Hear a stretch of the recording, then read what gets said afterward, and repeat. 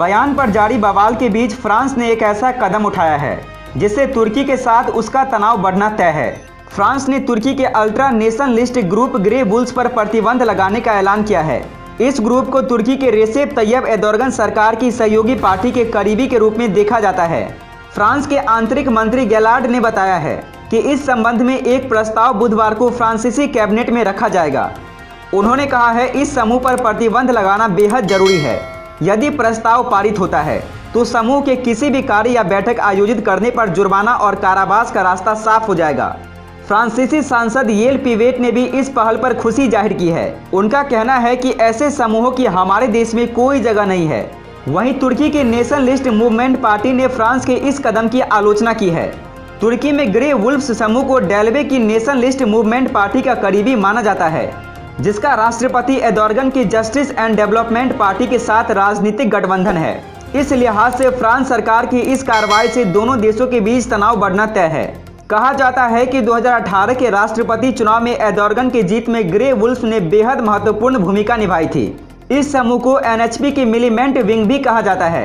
1981 में pope John Paul द्वितीय की हत्या का प्रयास करने वाले तुर्की नागरिक मेहमत अली आगाका का संबंध नेशनलिस्ट मूवमेंट पार्टी से ही था।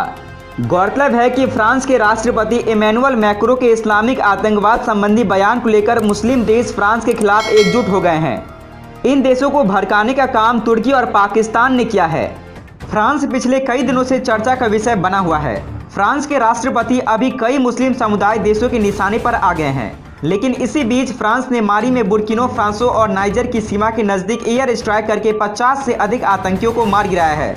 आपको बता दें कि फ्रांस सरकार की ओर से कहा गया है कि फ्रांस आतंकियों के खिलाफ लड़ाई लड़ रही है और एयर स्ट्राइक में कई आतंकी गिरफ्तार भी किया गया है और 50 से अधिक आतंकियों को मार गिराया है। फ्रांस की रक्षा मंत्री फ्लोरेंस पेरी ने माली की सरकार के सदस्यों से मुलाकात के बाद कहा है कि सरकारी सैन्य टुकड़ी इस्लामिक विद्रोह को खत्म करने के लिए संघर्ष कर रही है। जहां बुर्किना फासो और नाइजर की सीमाओं के पास इस इलाके में शुक्रवार को हमला हुआ। पार्ली ने कहा, 30 अक्टूबर को माली में बरखाने बल ने एक ऑपरेशन किया था जिसमें 50 से अधिक जिहादियों को मार गिराया था। फ्रांसीसी नेतृत्व वाले एंटी जिहादी ऑपरेशन के तहत उनके हथियारों और सामग्री को जब्त कर लिया गया है। उन्होंने कहा है कि लगभग 30 मोटरसाइकिल को नष्ट कर दिया गया था। पार्ली इससे पहले बमाको में जाने से पहले नाइजर के राष्ट्रपति महामदो इसूफो और उनके नाइजीरियन समकक्ष से मुलाकात किए थे। उन्होंने कहा कि ड्रोन से 3 सीमाओं क्षेत्र में बहुत बड़े मोटरसाइकिल कारवा का पता चलने के बाद ऑपरेशन शुरू किया गया था। जब जिहादियों ने पेरो की आर्मी निगरानी से बचने का प्रयास किया तो फ्रांसीसी सेना ने 2 मिराज जेट विमानों और मिसाइलों को लॉन्च करने के लिए एक ड्रोन भेजा, जिससे विद्रोहियों को मार गिराया गया। सैन्य प्रवक्ता कर्नल फेडरिक बर्बरी ने कहा है, 4 आतंकवादियों को पकड़ लिया गया है। विस्फोटक और एक आत्मघाती बनियान मिला था। उन्होंने एक कॉन्फ्रेंस कॉल में संवाददाताओं से कहा है, समूह क्षेत्र में एक सेना पर हमला करने का प्लान बनाया जा रहा था।